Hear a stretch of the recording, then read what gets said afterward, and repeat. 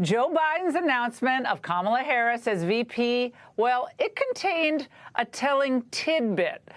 This is what he said in the written statement. I've decided that Kamala Harris is the best person to help me take this fight to Donald Trump and Mike Pence, and then to lead this nation starting in January 2021. Wait, to lead this nation? Wait, wasn't that you supposed to be on the top of the ticket doing all that leading for us, Joe? You know, that whole presidency thing? Come on, man. Even Joe's with it enough to understand that he's not really going to be running the second time Obama talks. Vice President become the 46th president. This was at the celebration last night for the inauguration. Our first woman vice president.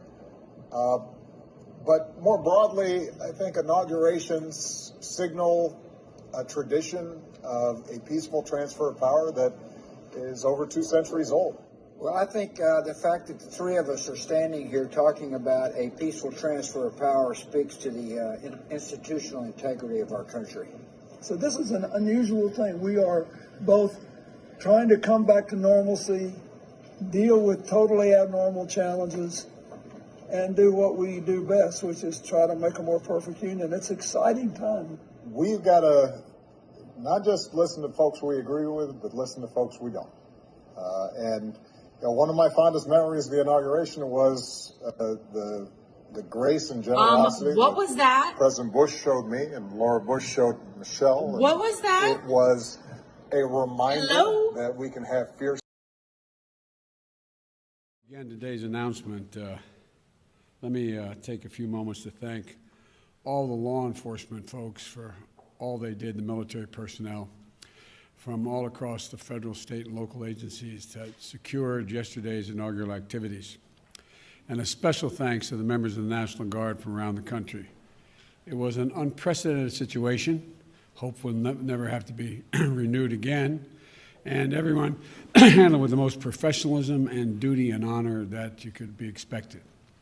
The President, as Commander-in-Chief, I always respect and revere their service and that of their families. But now to today's announcement. Vice President Harris and I were joined by members of our COVID-19 team, response team, Dr. Tony Fauci, our Chief COVID Medical Advisor, Javier Becerra, excuse me, our nominee for Secretary of Health. So just so you know my life, as Dr. we're waiting to do this, I just agreed to Dr. Rochelle Walensky, she's going to be the director for the Centers for Disease Control. President Biden,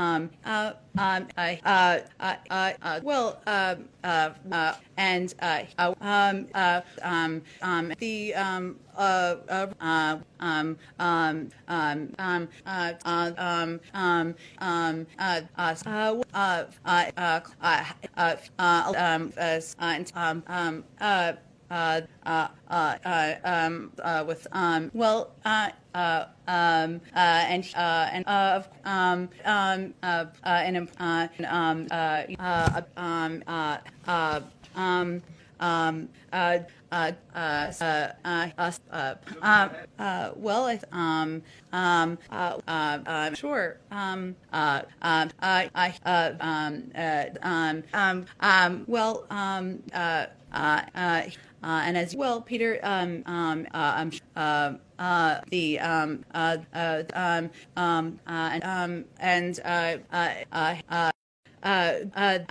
President, today is Tuesday and time for the flag salute. Mr. De Leon, can you please lead us in the Pledge of Allegiance this morning? Thank you very much, Madam President. It'd be an honor. I pledge allegiance to the flag of the United States of America.